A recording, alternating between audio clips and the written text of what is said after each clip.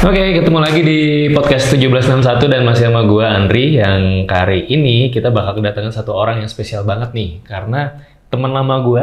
Oke. Ya mas, Iya. teman lama gue yang udah mungkin dari 2016 ya, kita udah Iya. ngobrol-ngobrol soal seni, senang tentang apapun itu terkait dengan dunia kreatif di Indonesia. Kita kedatangan Mas Adi Chandra. Oke. Mas Adi Chandra, selamat datang. Mas. Halo. Udah lama nggak ketemu. Padahal kemarin ketemu nggak ada yang. Nah, mungkin ada yang belum tahu, Mas Yes. Adi Chandra ini adalah seorang psikolog klinis yang memang mempunyai minat di bidang seni dan juga terapeutik atau art terapi, Mas Yes, ya, dan benar. sudah melakukan penelitian. Ya. Oke, gimana kabar? Sehat, Mas? Sehat. Ya. Selamat datang di podcast gue akhirnya. Akhirnya kesini juga ya. Akhirnya kesini juga. Dan ini emang spesial banget Mas Adi datang Ya. di hari ini. Oke. Nah, Mas Adi juga seorang founder dari Heart of People. Yes. Dan juga dari Suara Suara Jiwa. Suara Jiwa, betul. Nah, yang memang fokus terhadap isu-isu terkait dengan kesejahteraan sosial dan juga kesehatan mental di Indonesia. Oke. Karena memang kesehatan mental ini jadi sesuatu yang luar biasa sebetulnya, Mas ya.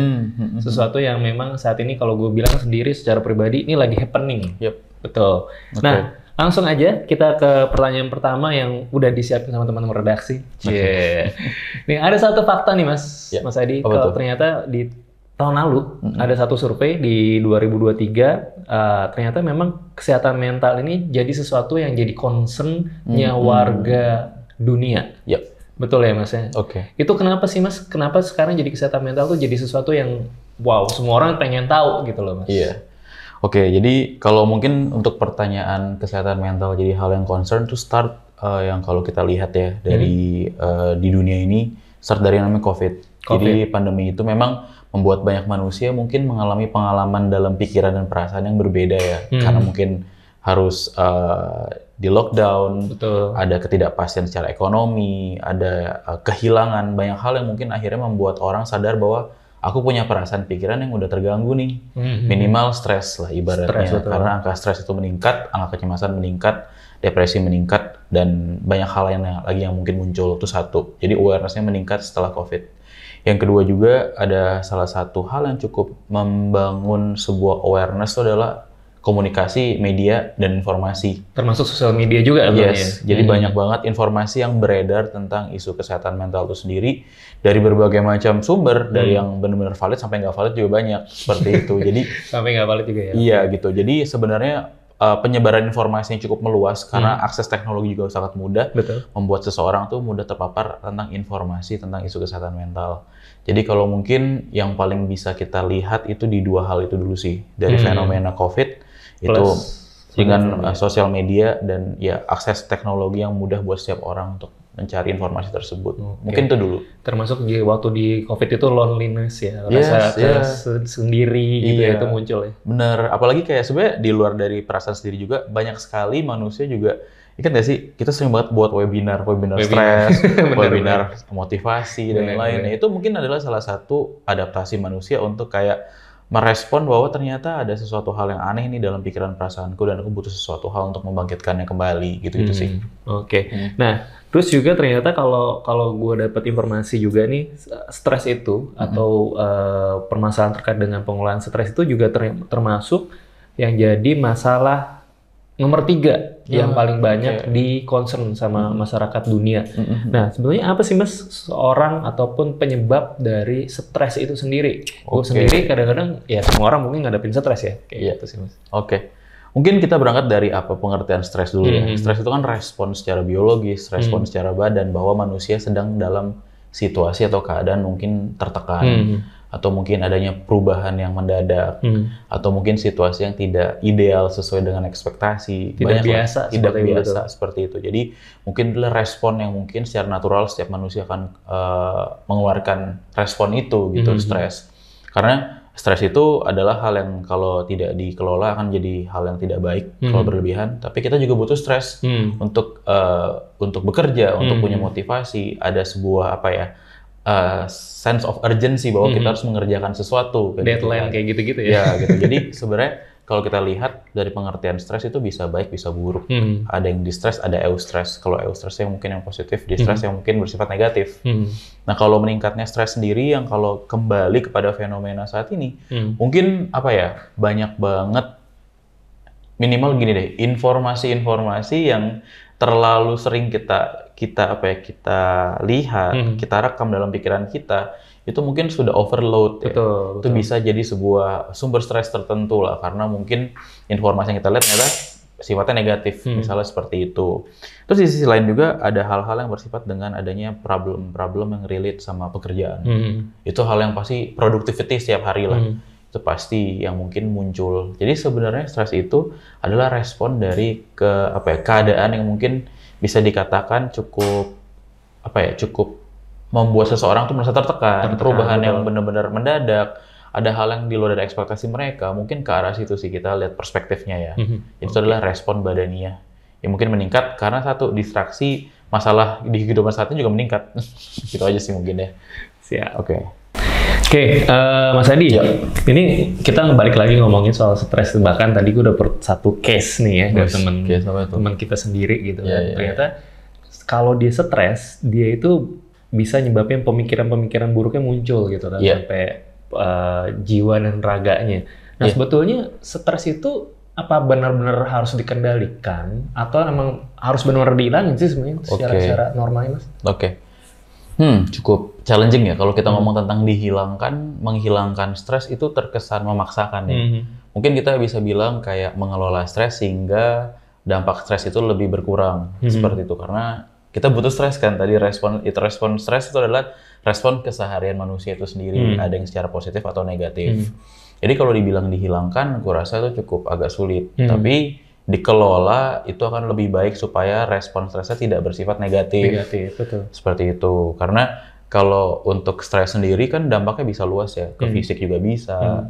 Kalau mungkin banyak orang-orang sering dengar adanya GERD atau mungkin masalah lambung mungkin tuh ke fisik yang sampai akhirnya mungkin mempengaruhi juga kejiwaan, ada yang muncul kecemasan. Fitur-fitur kecemasan yang mungkin membuat seseorang juga terganggu secara pikirannya seperti itu. Sampai termasuk nyakitin badan sendiri. Mungkin kalau menyakitin badan sendiri itu beda hal sih. Cuman menyakiti diri sendiri bisa berupa pikiran negatif itu adalah pikiran-pikiran destruktif yang bisa menyakitkan diri sendiri.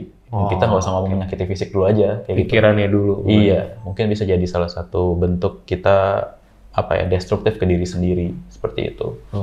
Gitu. Nah ini soal kita baru masuk nih ngomongin soal art terapi, Mas. Art terapi. Kita di Faber Castell tuh punya konsep art for all dan kita memang salah satu konsepnya adalah untuk mengembangkan atau mengkampanyekan terkait art terapi. Boleh dijelasin nggak sih Mas sebenarnya art terapi ini kan sebenarnya mungkin di luaran sana banyak yang belum tahu juga gitu kan. Apa sih ini art terapi? Apakah benar terapi itu atau seni itu bisa jadi jadi bagian dari terapi, kecemasan dan lain-lain itu Mas? Jadi kalau untuk art terapi sendiri sih mungkin kita lihat ya dari esensi art atau seni itu sendiri. Seni itu kan sebenarnya keindahan ya. Nah, jadi keindahan itu yang mungkin bisa dijadikan sebuah patokan. Patokan dalam hal adalah seseorang menikmati warna, bentuk, menikmati sebuah cerita mungkin, menikmati sebuah desain. Yang dimana seseorang tuh tidak harus punya skill seni, tapi seseorang tuh bisa menikmati yang namanya kesenian itu sendiri dalam berbagai macam bentuk, musik, gerakan, dan lain-lain. Jadi sebenarnya itu adalah sebuah sumber yang cukup perlu dilihat bahwa manusia itu sebenarnya dilatih untuk menikmati keindahan. Kita mulai dari situ dulu aja. Dan faktanya dunia ini tidak selamanya indah. Itu ada masalah, ada konflik dan lain-lain yang mungkin akhirnya manusia jadi sulit untuk melihat esensi keindahan hal itu. Jadi mungkin ketika ngelihat tentang seni sebagai terapi atau terapeutik atau punya efek terapeutik, itu bagaimana manusia belajar untuk mempelajari keindahan itu sendiri. Mempelajari keindahan. Iya, gitu. Apa yang masuk ke dalam pikiran kita mempengaruhi respon kita, tindakan kita. Nah, mungkin di tengah kesibukan, di tengah kekalutan pikiran, ternyata ada kok fungsi-fungsi dari seni, dari warna, dari bentuk yang bisa membuat pikiran kita tuh lebih santai, lebih rileks, lebih jujur sama diri sendiri, betul. Bisa lebih ekspresif lewat warna. Nah, mungkin itu menjadi sebuah proses sederhana dari kegunaan seni sebagai media ekspresi, media menikmati keindahan, media reflektif yang bisa membantu kita seperti itu. Termasuk dengan penggunaan dari warna-warna tertentu ya. Iya. Karena kalau nggak salah gue inget tuh kalau zaman lo dulu ngobrol sama gue, kadang-kadang pemilihan warna itu ternyata adalah pesan dari jiwa itu sendiri. Bener, betul ya Mas ya? Bener, ya. Jadi ya to be honest kan community kita di support Faber-Castell ya, di beberapa CSR juga. Kita menggunakan krayon, menggunakan pensil warna, ngebantu teman-teman di komunitas tuh yang dari teman-teman memang terdiagnosa sampai yang tidak terdiagnosa, itu terbantu bahwa ada dua hal.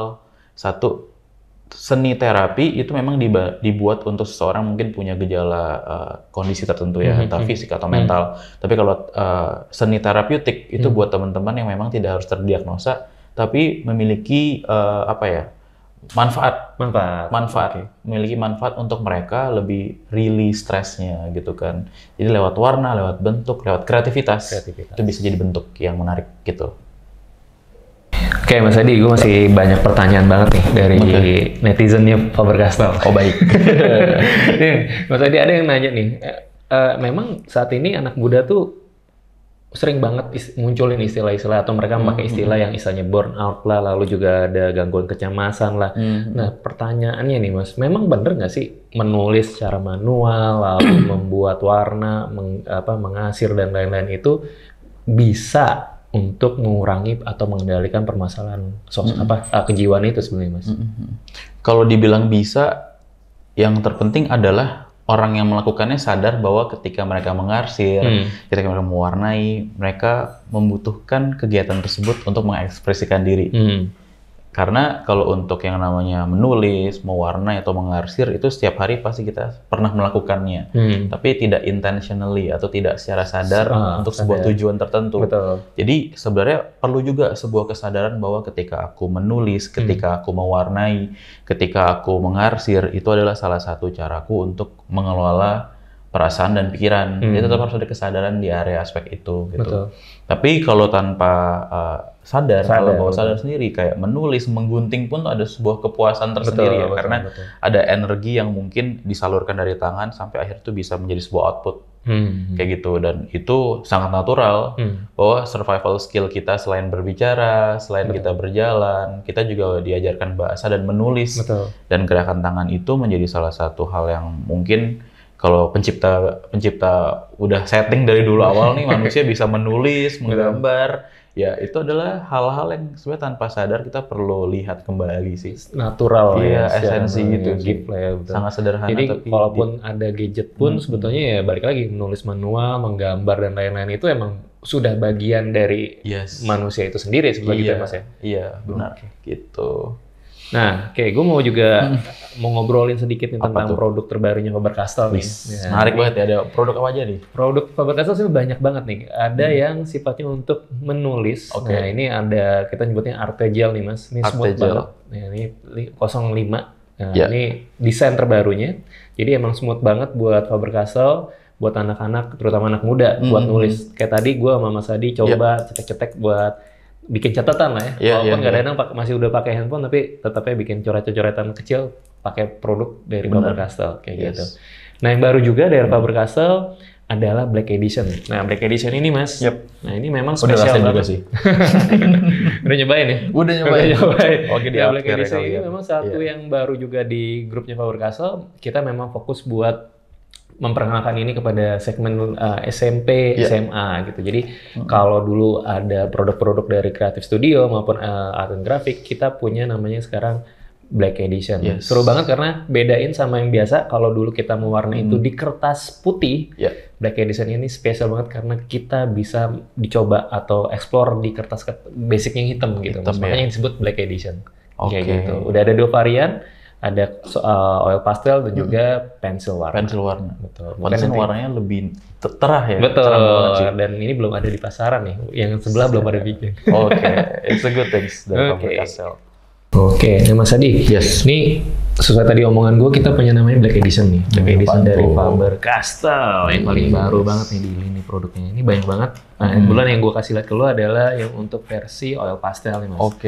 Seru banget karena memang yang tadi gue bilang ini produk buat anak-anak yang lagi misalnya teenager kali Teenager ya? Teenager yang Oke. memang SMP SMA yang lagi butuh mewarnai, menggambar dan sesuai sama tema hari ini gitu, berhubungan dengan art terapi gitu, Mas. Oke. Boleh mungkin dicoba-coba dikit, Mas? Boleh. Tapi ini menarik ya, maksudnya kayak berbeda dengan krayon-krayon yang mungkin dari Faber-Castell sebelumnya gitu ya. Warnanya mungkin lebih, personally kan pernah pakai secara individu ya. Betul. Warnanya tuh lebih cerah karena mungkin ini untuk di latar yang mungkin black ya atau lebih gelap gitu. Tapi terutama kalau untuk terapi di beberapa keadaan di komunitas atau dalam ruang konseling, beberapa orang-orang tuh menikmati yang namanya teksturnya. Karena kalau ditarik, wih, enak. Kayak apa ya ngomongnya? Cukup satisfying gitu terpuaskan. kan. Iya, karena lebih lembek, lebih kayak membal atau apa ya ngomongnya. Gak tau sih, undescribable. Sekali lagi, setiap sentuhan itu rilis something ya, Mas ya. Benar. Ini sangat impactful sih untuk rilis stres, untuk memproses relaksasi sih, gitu sih. Jadi sebenarnya dari versi warna maupun bentuk alat yang dipakai itu pasti sekali lagi itu menunjukkan akhirnya gitu kan dengan berhubungan dengan art terapi ataupun bisa rilis kejiwaan juga kan sebenarnya, Mas. Iya. Jadi memang punya efek yang berbeda-beda.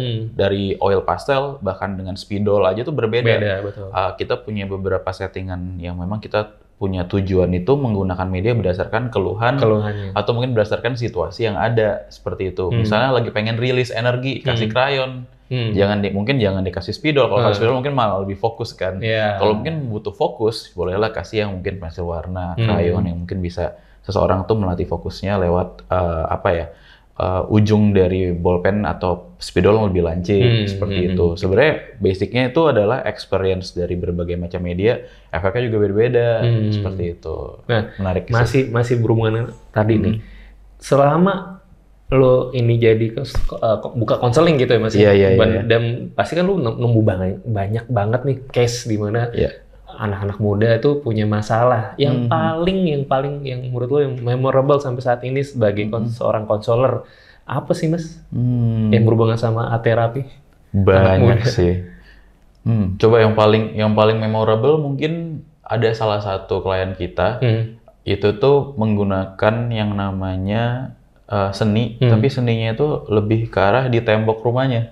Dia warnain? Iya. Di tembok rumahnya? Maksudnya kalau mungkin bagi beberapa orang itu adalah perilaku yang cukup ekstrim ya. Dia destruktif bisa dikata seperti itu. Cuman bagi saya sendiri sebagai konselor dia, ketika melihat email dari dia, kan kita kan nggak boleh terlalu intens ya secara profesional gitu.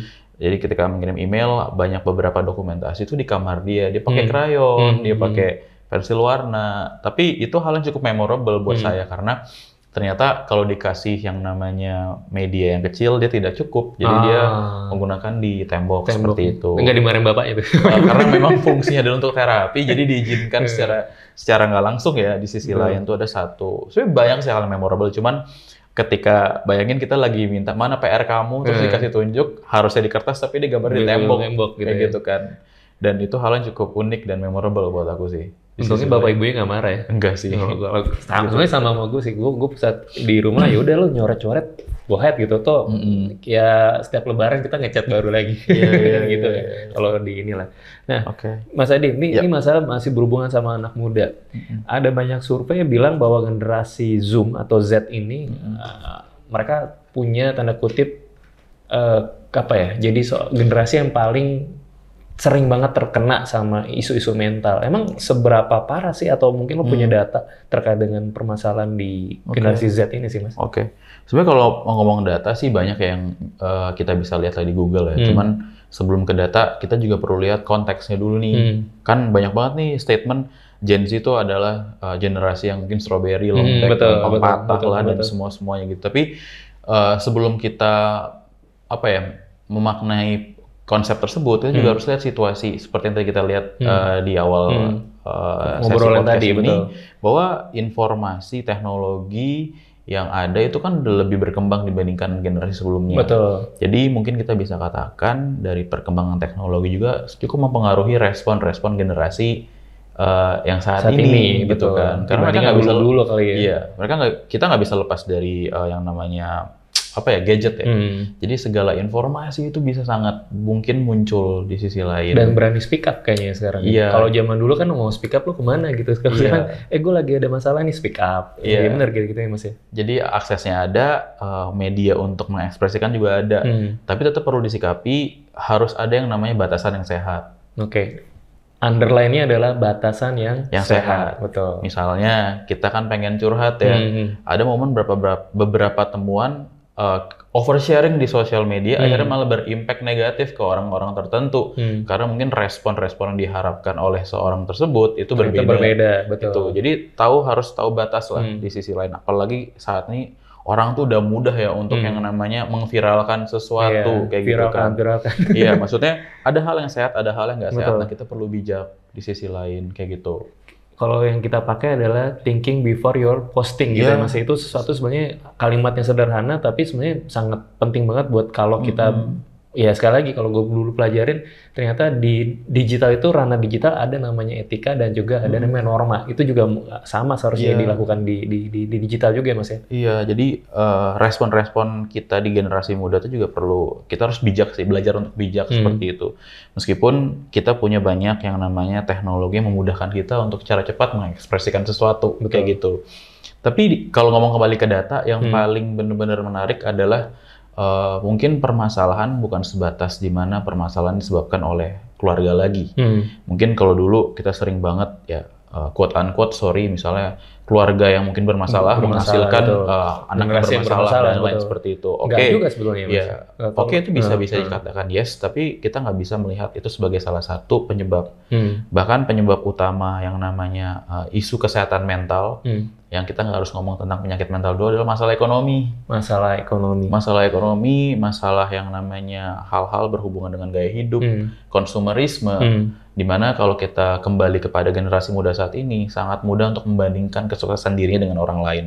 Jadi punya narasi-narasi kebahagiaan kesuksesan yang disebutkan oleh banyak media, banyak kesuksesan orang yang mungkin akhirnya seseorang melihat dirinya kalau belum sukses kayak mereka, itu belum menjadi individu yang konten gitu kan. Memiliki inspirasi boleh, tapi percaya nggak percaya inspirasi membuat cemas setiap hari malah nggak bisa berkreasi, ngapain kasarnya gitu loh. Betul. Mungkin aku ngomong terlalu mudah dalam hal ini, cuman itu perlu menjadi sebuah fakta bahwa kayak tekanan-tekanan karena media yang berlebihan, informasi yang berlebihan maksudnya tentang kesuksesan itu sendiri, ngebuat seseorang kadang-kadang lupa akan yang namanya dirinya.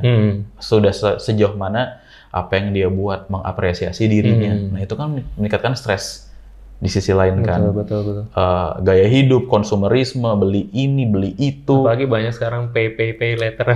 Anything lah di sisi lain karena tetap hidup itu ada transaksi. Cuman kebudayaan untuk mengkonsumsi sesuatu berlebihan juga tidak baik. Mempengaruhi ekonomi. Dan ekonomi itu akhirnya mempengaruhi kepada kesehatan pikiran dan perasaan itu sendiri. Itu sih mungkin bisa paling basic ya, stres di situ sih. Oke, Mas Adi, kita masuk ke sesi terakhir nih Mas. Ada kira-kira closing statement nggak dari Mas Adi sendiri? Closing statement ya? Unik nih ya. Mungkin kalau closing statement, lihat dari judul podcast kita, bagaimana seni itu bisa menjadi sebuah media yang terapeutik, menjadi media yang inspiratif, dan media yang membuat kita sebagai manusia tuh bisa tap to emotion, maksudnya mengerti feeling kita, mengerti apa yang kita pikirkan. Jadi ternyata banyak kok pendekatan-pendekatan kreatif yang bisa kita lakukan dalam menghadapi masa-masa sulit. Misalnya seperti itu, adanya stres, adanya hal-hal yang mungkin unpredictable, ada hal-hal yang mungkin rasa takut, rasa cemas buat kita anak-anak muda, yang dimana mungkin ekspresi kita bisa lakukan secara kreatif dibandingkan destruktif. Betul. Mungkin itu sedikit aja sih gambaran dari closing statement ya. Oke. Sekali lagi, cobalah mencari sesuatu yang sifatnya positif ya Mas ya. Salah satu dengan menggunakan produk-produk dari Faber-Castell. Amin. Ya, memang impactful sih di sisi lain bisa releasing, tapi bener yang Black Edition itu coba deh. Nggak, ini beneran. Nggak nyesel ya Mas? Nggak nyesel beneran. Ini nggak dibayar sama Faber-Castell, tapi kayak di sisi lain kayak coba aja sendiri yang Black Edition. Ini pesan khusus nih untuk teman-teman yang di luar sana. Siap. Oke. Terima kasih Mas Adi Oke. kedatangannya. Thank you banget udah hadir di podcast 761. Mudah-mudahan nggak bosan nanti kalau gue ajak-ajak lagi ngumpul di sini. Tidak. Siap. Santai. Terima kasih buat teman-teman yang sudah join di podcast. Kita ketemu lagi nanti di edisi selanjutnya di podcast 1761 Out of the Box. Bye. Bye, see you semuanya.